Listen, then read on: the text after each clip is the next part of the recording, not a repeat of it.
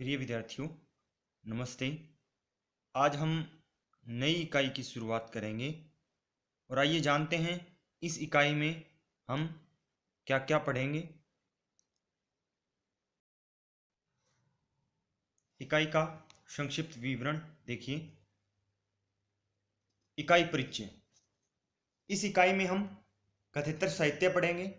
कथेतर साहित्य का पता आपको है ही, पहले भी आपने पूर्व की कक्षाओं में पढ़ा होगा।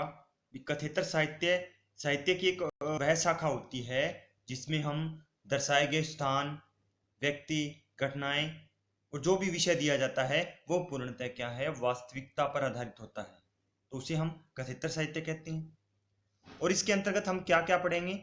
इसके अंतर्गत एनसीईआरटी की पाठ्य पुस्तक स्पर्श और संचयन से हम निम्नलिखित पाठ पढ़ेंगे। 3 पाठ हैं। वैज्ञानिक चेतना के वाहक चंद्रशेखर वेंकटरामन। दूसरा लेसन है एवरेस्ट मेरी शिखर यात्रा और कल्लू कुम्हार की ऊनाकोटी। आगे है पठन कौशल। कथेतर साहित्य की विभिन्न विधाओं को पढ़ने में सक्षम हो। अब आपको पता है कथेतर साहित्य की अनेक विधाएं होती हैं, जैसे रेखा चित्र है, यात्रा वृत्तांत है, संस्मरण है, आत्मकथा है, जीवनी। ये कथेतर साहित्य की अनेक विधाएं होती हैं। तो इन विधाओं को हम पढ़ने में सक्षम अर्थात योग्य होंगे। दूसरा है पाठ के मुख्य विचार को समझने में सक्षम होंगे। जो पाठ हम पढ़ रहे हैं उस पाठ के माध्यम से उस पाठ का जो मुख्य विचार है वो क्या है। आगे हम पढ़ेंगे औपचारिक व अनौपचारिक हिंदी भाषा को समझने में सक्षम होंगे। अब एक औपचारिक हिंदी होती है, एक अनौपचारिक हिंदी होती है। औपचारिक हिंदी कौन सी होती है? औपचारिक हिंदी वो होती है या औपचारिक हिंदी भाषा वो होती है जो क्या है, जो भाषा हम स्कूल में सीखते हैं और व्याकरण के नियमों के अनुसार उसका प्रयोग करते हैं, तो वो क्या होती है? औपचारिक हिंदी भाषा। और अनौपचारिक, जिसमें अनौपचारिकता हो, यानी अनौपचारिक जो भाषा होती है वो क्या है, आमतौर पर सीधी और सरल होती है। और इसमें क्या है भी लंबे वाक्यों की बजाय जो छोटे शब्द हैं उनका प्रयोग किया जाता है। आगे है दो विधाओं की तुलना के माध्यम से पाठ को समझने में सक्षम होंगे। अब दो विधाएं कोई भी हो, चाहे रेखा चित्र हो, चाहे यात्रा वृत्तांत हो, उन दोनों की तुलना के माध्यम से हम क्या है, पाठ को समझने में सक्षम होंगे, योग्य होंगे। फिर पाठ के मूल भाव को समझने में सक्षम होंगे। इस पाठ के माध्यम से जो लेखक है वो क्या, लेखक का क्या उद्देश्य है, वो मूल भाव है। आगे है अपठित गद्यांश को पढ़कर समझने में सक्षम होंगे। और अंतिम है पाठ से संबंधित प्रश्नों का जो प्रभावपूर्ण उत्तर है वो लिखने में हम योग्य होंगे या सक्षम होंगे। इकाई परिचय यानी वाचन बोलना और श्रवण सुनना। तो दृश्य और श्रव्य सामग्री को देखने, सुनने और उसके मुख्य बिंदुओं को लिखने में सक्षम होंगे। यानी जो भी सामग्री हम देख रहे हैं और श्रव्य सुन रहे हैं, उसके जो मुख्य बिंदु हैं, महत्वपूर्ण जो पॉइंट हैं, उनको हम लिखने का प्रयास करेंगे या लिखने में योग्य होंगे। और इसके अतिरिक्त हम क्या है, कथेतर साहित्य एवं उसकी विभिन्न विधाओं के बारे में जानने में सक्षम होंगे। कथेतर साहित्य की जो विभिन्न विधाएं हैं, जैसे रेखा चित्र है, संस्मरण है, यात्रा वृत्तांत है, इन विधाओं के बारे में हम जानने के योग्य होंगे। इकाई परिचय। इकाई परिचय में हम भाषा का अध्ययन करेंगे, यानी शब्द और पद के अंतर को समझने में सक्षम होंगे। शब्द क्या होते हैं, पद क्या होते हैं। दूसरा, वाक्य में प्रयुक्त विभिन्न पदों यानी उनका पद परिचय के अनुसार, जैसे संज्ञा, सर्वनाम, विशेषण, क्रिया विशेषण को पहचानने में हम सक्षम होंगे या योग्य होंगे। इसके अतिरिक्त क्या पढ़ेंगे? शब्द निर्माण की प्रक्रिया में उपसर्ग एवं प्रत्यय के महत्व को समझने में सक्षम होंगे। अब इस साहित्य में, इस इकाई में जो अनेक उपसर्गों का या प्रत्ययों का जो प्रयोग किया गया है, जिनका शब्द निर्माण की प्रक्रिया में बहुत ही महत्वपूर्ण योगदान होता है, उसको हम समझने में सक्षम होंगे। इसके अतिरिक्त श्रुतिशम बिनार्थक शब्दों के सूक्ष्म अंतर एवं प्रयोग को समझने में सक्षम होंगे, यानी जो सुनने में समान लगते हैं जो शब्द, और लेकिन उनका जो अर्थ है वो भिन्न प्रकट करते हैं, उनके सूक्ष्म अंतर को हम समझने और उन्हें क्या है वाक्य में प्रयोग करने में हम सक्षम होंगे। आगे है लेखन। अब क्या क्या सीखे लेखन से संबंधित कौशल में? अनौपचारिक पत्र लिखने में सक्षम होंगे। अनौपचारिक पत्र आपको बताया था कि कौन से होते हैं। अनौपचारिक पत्र वो होते हैं जो हम क्या है किसी अपने निजी संबंधियों को, मित्र को या माता पिता को लिखते हैं, वो अनौपचारिक पत्र। तो उन पत्रों को लिखने में सक्षम होंगे। औपचारिक पत्र लिखने में सक्षम होंगे। औपचारिक पत्र यानी जो पत्र हम जिसमें पत्र में हमारी जो निजी संवेदना है वो न होकर वो पत्र हम क्या है किसी अधिकारी को या किसी संपादक को लिखते हैं, तो उसे हम औपचारिक पत्र कहते हैं। तो औपचारिक पत्र लिखने में सक्षम होंगे। अब हमने यात्रा वृत्तांत पढ़ा है, तो अपनी किसी यात्रा का वर्णन करने में भी हम सक्षम होंगे। इसके अतिरिक्त अपने लेखन कार्य का संवर्धन करने में सक्षम होंगे, यानी हमारा जो लेखन कार्य है उसको हम क्या है अच्छी तरह से उसको बढ़ाएंगे, अच्छी तरह से उसको लिखेंगे। अपने सहपाठी के लेखन कार्य की समीक्षा करने में सक्षम होंगे। हमारा जो सहपाठी है जो पास में बैठा हुआ है उसका जो लेखन कार्य है उसकी भी हम समीक्षा कर सकेंगे। अब है इकाई की दैनिक योजना का संक्षिप्त विवरण। किस किस दिन हम क्या क्या पढ़ेंगे वो देखिए। दिन 1 वाचन और श्रवण बोलेंगे और क्या है सुनेंगे। इकाई परिचय वाचन और श्रवण में, कथितर साहित्य का परिचय आदि। दूसरा दिन 2, 3, 4, 5 पठन पाठ का पठन करेंगे, मुख्य विचार को समझना एवं अभ्यास करवाना। ये हमारी दैनिक योजना होगी। दिन 6, 7 भाषा अध्ययन। भाषा अध्ययन के अंतर्गत हम क्या पढ़ेंगे? शब्द और पद का परिचय एवं अभ्यास करवाना, यानी शब्द परिचय करेंगे, शब्द और पद क्या होते हैं और उनके बारे में अभ्यास करेंगे, उनसे संबंधित जो वाक्य हैं वो लिखेंगे। दिन 8 है औपचारिक एवं अनौपचारिक भाषा व्यवहार की कुशलता विकसित करना। अभी आपको बताया था औपचारिक भाषा क्या होती है, अनौपचारिक क्या होती है।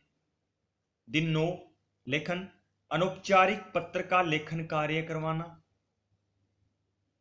दिन 10, 11, 12, 13, 14 क्या करेंगे? पठन पाठ का पठन, अपठित गद्यांश को समझना एवं अभ्यास करवाना। दिन 15 हम फिर भाषा अध्ययन करेंगे, उपसर्ग और प्रत्यय का परिचय एवं अभ्यास करवाना। दिन 16 औपचारिक पत्र का लेखन कार्य करवाना। दिन 17, 18, 19 और 20 क्या करेंगे? पठन पाठ का पठन, अपठित गद्यांश को समझना एवं अभ्यास करवाना। दिन 21 भाषा अध्ययन करवाना। दिन 22 लेखन प्रारूप एवं मानकों के अनुसार अपनी यात्रा का वर्णन करना, यानी नियमों के अनुसार किस तरह हम जो अपनी यात्रा वृत्तांत है या अपनी किसी यात्रा का वर्णन किस प्रकार कर सकते हैं, उससे संबंधित क्या क्या हमें करना चाहिए उसका अध्ययन करेंगे। दिन 23 इकाई का हम दोहराव करेंगे। दिन 24 इकाई का दोहराव। दिन 25 इकाई का मूल्यांकन करना। आगे है इकाई की दैनिक योजना का जो संक्षिप्त विवरण है। संक्षेप में हम 9 दिन में क्या क्या जानेंगे। दिन 1 विषय क्या रहेगा हमारा? इकाई का संक्षिप्त परिचय, पाठ का मूल भाव, नए एवं कठिन शब्दों का अर्थ और मुख्य बिंदुओं की व्याख्या। फिर दिन 2 पाठ के पहले भाग का पठन, नए एवं कठिन शब्दों का अर्थ जानना, पठित अंश के मुख्य विचार को जानना। दिन 3 पाठ के दूसरे भाग का पठन, फिर पठित अंश के मुख्य विचार को जानना, पठित अंश से संबंधित स्पर्श एवं सहायक पुस्तक के मुख्य जो प्रश्न है उसकी चर्चा करना। दिन 4 पाठ के तीसरे भाग का पठन, फिर जो हमने पढ़ा है उससे मुख्य विचार को जानना, फिर उस पठित अंश से संबंधित स्पर्श एवं सहायक पुस्तक के जो मुख्य प्रश्न है उनकी चर्चा करना। दिन 5 स्पर्श बुक के उच्च स्तरीय चिंतन कौशल और निबंधात्मक प्रश्नों की चर्चा करना, यानी जो उस बुक के अंदर जो हमारे चिंतन को, हमारे मानसिक विकास को बढ़ावा देने के लिए जो प्रश्न दिए गए हैं, जो उनके जो निबंधात्मक प्रश्न हैं उनकी चर्चा करना, फिर उन चर्चा किए गए प्रश्नों के उत्तर लिखना। फिर दिन 6 क्या करेंगे, शब्द और पद के अंतर को जानेंगे, प्रयोग के आधार पर पदों के भेदों को जानेंगे और वाक्य में प्रयुक्त पदों को उनके भेद के अनुसार हम सूची बनाएं। दिन 7 प्रयोग के आधार पर शब्द भेद के अनुसार पाठ से शब्दों और पदों की सूची बनाएंगे, फिर और शब्द और पद पर आधारित जो प्रश्न अभ्यास प्रश्न है उसको हम हल करेंगे। दिन 8 औपचारिक व अनौपचारिक भाषा की पहचान एवं अंतर को हम समझेंगे। दिन 9 अनौपचारिक पत्र लेखन की अवधारणा को जानने का प्रयास करेंगे और प्रारूप एवं मानकों के अनुसार यानी नियमों के अनुसार हम पत्र लिखेंगे। दिन 11 पाठ के दूसरे भाग का पठन करेंगे, पठित अंश के मुख्य विचार को जानेंगे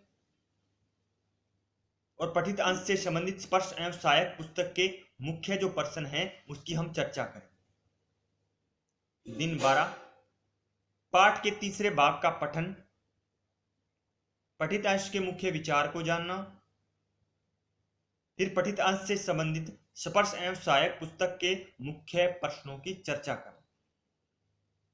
दिन 13 स्पर्श बुक के उच्च स्तरीय चिंतन कौशल और निबंधात्मक प्रश्नों की चर्चा करना, फिर जो हम चर्चा करेंगे उस चर्चा किए गए प्रश्नों के उत्तर लिखना। दिन 14 अपठित गद्यांश की जो अवधारणा है, जो उसका अर्थ है उसको समझेंगे, अपठित गद्यांश के अभ्यास प्रश्न को हम हल करेंगे। दिन 15 उपसर्ग जो प्रत्यय की अवधारणा, उनका क्या अर्थ होता है, क्या योगदान होता है इनका शब्द निर्माण में, तो उसकी अवधारणा को हम समझेंगे। उपसर्ग प्रत्यय से संबंधित जो अभ्यास प्रश्न हैं उनको हम क्या है हल करेंगे। दिन 16 स्पर्श बुक के उच्च स्तरीय चिंतन कौशल और निबंधात्मक प्रश्नों की चर्चा करेंगे और फिर क्या है चर्चा किए गए जो प्रश्नों के उत्तर हैं वो लिखेंगे। दिन 17 पूर्वोत्तर के राज्य यानी जो हमारे पूर्व में स्थित जो राज्य हैं उनकी जो भौगोलिक स्थितियां हैं, वहाँ का वायु जलवायु वायुमंडल, ठीक है, सॉरी वहाँ की जलवायु के बारे में, तो वहाँ की भौगोलिक जो परिस्थितियां हैं और उनकी विशिष्टताएं के बारे में हम जानेंगे। फिर पाठ के पहले भाग का पठन करेंगे, नए एवं कठिन शब्दों के अर्थ को जानेंगे, पठित अंश से संबंधित जो मौखिक प्रश्न उन प्रश्नों की हम चर्चा करेंगे। पठित अंश का जो मूल भाव यानी इस पाठ के माध्यम से जो लेखक है वो क्या कहना चाहता है उस मूल भाव को जानने का प्रयास करेंगे। दिन 18 पाठ के दूसरे भाग का हम पठन करेंगे, फिर उस भाव के जो दूसरा हमारा जो भाग है उस भाग का जो मूल भाव है उसको जानेंगे, पठित अंश के मूल भाव को जानेंगे। फिर पठित अंश से संबंधित स्पर्श एवं सहायक पुस्तक के मुख्य प्रश्नों की हम चर्चा करेंगे। दिन 19 पाठ के तीसरे भाग का पठन करेंगे, नए एवं कठिन शब्दों का अर्थ जानेंगे, पठित अंश के मूल भाव को जानेंगे, फिर पठित अंश से संबंधित स्पर्श एवं जो सहायक पुस्तक के मुख्य प्रश्नों की हम चर्चा करेंगे। दिन 20 स्पर्श बुक के उच्च स्तरीय चिंतन कौशल और निबंधात्मक प्रश्नों की हम चर्चा करेंगे और फिर उस चर्चा में किए गए प्रश्नों के जो उत्तर हैं वो हम लिखेंगे। दिन 21 श्रुति संविनार्थक शब्दों की जो अवधारणा है, किन्हें कहते हैं श्रुति संविनार्थक शब्द, आपको अच्छी तरह करवाए हैं कि अवधारणा को समझेंगे क्या होते हैं। श्रुति संविनार्थक शब्दों से संबंधित जो अभ्यास प्रश्न हैं उसको हम हल करें। दिन 22 यात्रा वृत्तांत की अवधारणा को जानेंगे, क्या होता है यात्रा वृत्तांत। फिर यात्रा वृत्तांत के प्रारूप, उसका क्या किस तरह का रूप होता है, किस तरह ये लिखा जाता है, उसके नियम यानी मानक को समझेंगे और अपनी किसी यात्रा का मौखिक वर्णन करेंगे। जो हमने कोई यात्रा की है कहीं किसी क्षेत्र की, तो उस यात्रा का हम मौखिक वर्णन करेंगे। फिर दिन 23 इकाई का दोहराव करेंगे दोबारा। दिन 24 इकाई का दोहराव करेंगे। तो ये था आपका इकाई की दैनिक योजना का संक्षिप्त विवरण। अब जो आपने जो ये इकाई का संक्षिप्त विवरण पढ़ा है अच्छी तरह, तो इस विवरण के आधार पर आपको 3-4 प्रश्नों के जो उत्तर हैं वो आपको देने हैं। ध्यान से सुनिए इन प्रश्नों को। इस इकाई का क्या नाम है, जो आपकी पहली इकाई है इसका क्या नाम है, प्रश्न नंबर 1। प्रश्न नंबर 2 है इस इकाई में कौन कौन से पाठ हैं। और प्रश्न नंबर 3 है इन पाठों की विधा का नाम लिखिए। ये 3 प्रश्नों के उत्तर आपको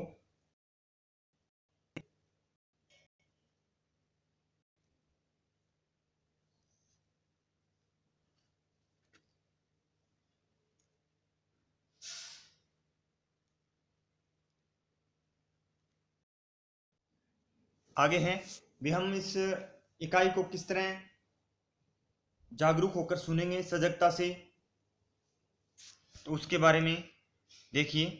सजगता से सुनना, अब आपको ध्यान से सुनना है। सजगता से सुनना। अब एक अच्छा श्रोता जो होता है वो किस तरह सुनता है, इसका विवरण इन पंक्तियों में दिया गया है। भी आंख मिलाए, यानी आंख मिलाकर जो बोल रहा है उसकी आंखों में आंखें मिलाकर, धीरज धरे, धैर्य को धारण करके सुने, जो ध्यान लगाए, जो सुनता है ध्यान लगाकर, आपन मन शिथिन करे, जो आपके मन में जो भी बातें हैं उसको आप स्थिर करें यानी रोक दें। सगरी बात भुलाए, और आपके मन में जो भी कुछ आ रहा है वो बातें आप भुला दें। और क्या करें, वक्ता का सम्मान करें, वक्ता का सम्मान करें, स्वीकृति में मुस्कुराएं। जो वक्ता आपके सामने बोल रहा है उसका क्या है, उसकी बातों को ध्यान से सुने स्वीकृति में, और उसकी हाँ में हाँ मिलाएं। हाँ में हाँ मिलाते हुए मुस्काएं यानी मुस्कुराएं। कहत विजय सुनो सब सजन, वह अच्छा श्रोता कहलाए। और विजय जी कहते हैं, कहत विजय सुनो सब सजन, तो विजय कहते हैं भी हे सब सजनों सुनो, वह अच्छा श्रोता कहलाए। भी ये बातें जो करता है, धैर्य को धारण करता है, आंख मिलाकर वक्ता की बातों को सुनता है, ठीक है, और अपने मन में जो बातें आ रही है उनको वो भुला देता है, और जो बोल रहा है उसकी स्वीकृति में मुस्कुराता है, तो वही अच्छा श्रोता कहलाता है। तो इसलिए हमें जो वक्ता बोल रहा है उसकी बातों को हमें ध्यान से सुनना चाहिए। आगे देखिए, सजग श्रोता कौन सा होता है, ये आप बातें आपको ध्यान से पढ़नी है या सुननी है, क्योंकि इससे संबंधित आपसे जो प्रश्न है वो पूछे जाएंगे। तो सजग श्रोता कौन सा होता है, जो ध्यान से सुनता है, आंख से आंख मिलाकर सुनने में रुचि दिखाइए। जो भी श्रोता बोल रहा है उसकी आंख में आंख, उसकी तरफ देखकर जो भी बोला जा रहा है उसको सुनने में हमें रुचि दिखानी चाहिए। ध्यान भंग करने वाले कार्यों तथा इशारों से बचिए। जो क्रियाकलाप हमारे ध्यान भंग कर रहे हैं उससे हमें बचना चाहिए। बीच बीच में हम क्या है, प्रश्न पूछिए। सजग श्रोता जो होता है सुनने वाला, वो क्या है, प्रश्न पूछता है। सहानुभूति दिखाइए, यानी उसके प्रति, जो वक्ता के प्रति हम सहानुभूति दिखाते हैं, भी हम आपके साथ आपकी बातों को सुन रहे हैं।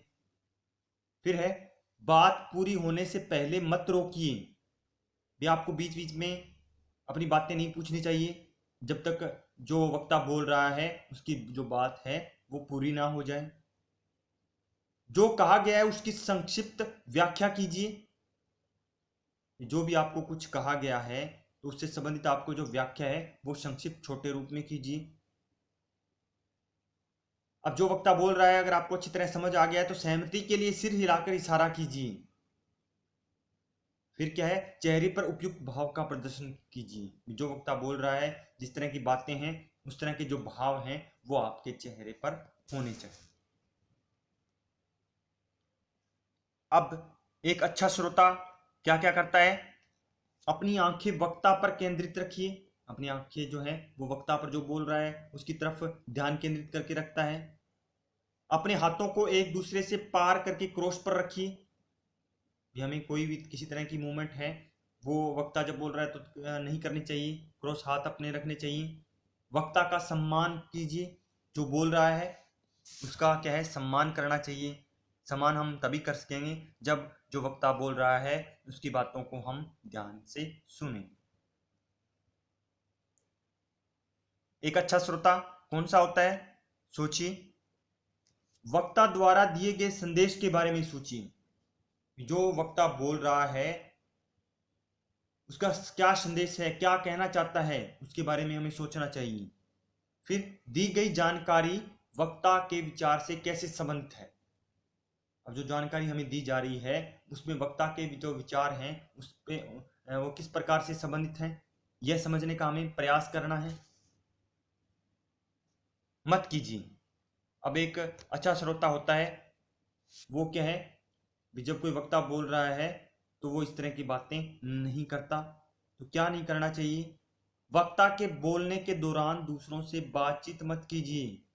जब कोई वक्ता बोल रहा है तो हमें हमारे आसपास जो भी विद्यार्थी बैठे हैं उनसे हमें किसी तरह का कोई वार्तालाप या बातचीत नहीं करनी चाहिए। वक्ता के बोलते समय उसे बीच में बाधित मत कीजिए, बार बार किसी तरह की रुकावट हमें नहीं डालनी चाहिए जब कोई वक्ता बोल रहा है हमारे सामने। स्वयं को विचलित मत कीजिए, स्वयं की तरह स्वयं क्या है भी तरह तरह की बातें सोचकर भी क्या है हमें विचलित नहीं होना चाहिए।